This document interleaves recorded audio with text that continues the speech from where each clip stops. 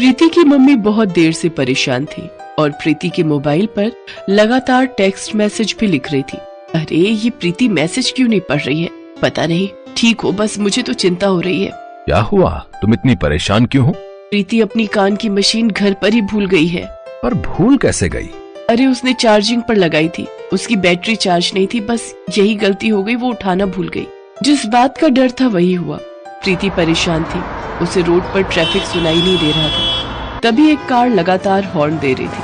प्रीति के चोट लगते लगते बची और गाड़ी में बैठा लड़का गुस्से में प्रीति के पास आया। अरे सुनाई नहीं देता क्या? बहरी हो? कितनी देर से हॉर्न बजा रहा हूँ? अभी गाड़ी से चोट लग जाती तो सारा इल्जाम मेरे ऊपर लगा देती। मैं अच्छी तरह से जानता हूँ तुम जैसे लोगों को। अरे सुनाई नहीं दे रहा क्या? अभी भी चिल्ला रहा हूँ। सॉरी, आपने कुछ कहा? मैं सुन नहीं सकती हूँ, मैं बहरी हूँ, इसलिए आपकी बात को समझ नहीं पाई। प्रीति की बात को सुनकर लड़का बहुत शर्मिंदा होता है, क्योंकि कुछ देर पहले ही उसने प्रीति को अनजाने में बहरी कह दिया था। पर प्रीति तो सचमुच में बहरी लड़की थी। प्रीति बचपन से ही कम सुनती थी और बड़े होते होते वो बिल्कुल बहरी हो गई, इसलिए वो कान की मशीन का इस्तेमाल करती थी। प्रीति अपनी मम्मी का मैसेज पढ़ लेती है और उन्हें फोन मिलाती है और अपने ठीक होने के बारे में बताती है।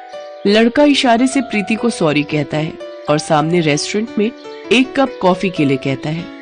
प्रीति को अपनी लाइफ में अपने माता पिता के बाद अनिल नाम का वो ऐसा लड़का मिला था जो उसके बहरेपन का मजाक न उड़ाकर बल्कि प्रीति की रिस्पेक्ट करता था। धीरे धीरे प्रीति और अनिल दोस्त बन गए और एक दिन, तेरा दिमाग खराब हो गया है, तू बहरी लड़की से शादी करना चाहता है? मैं अपने घर में बहरी बहू नहीं लाऊंगी।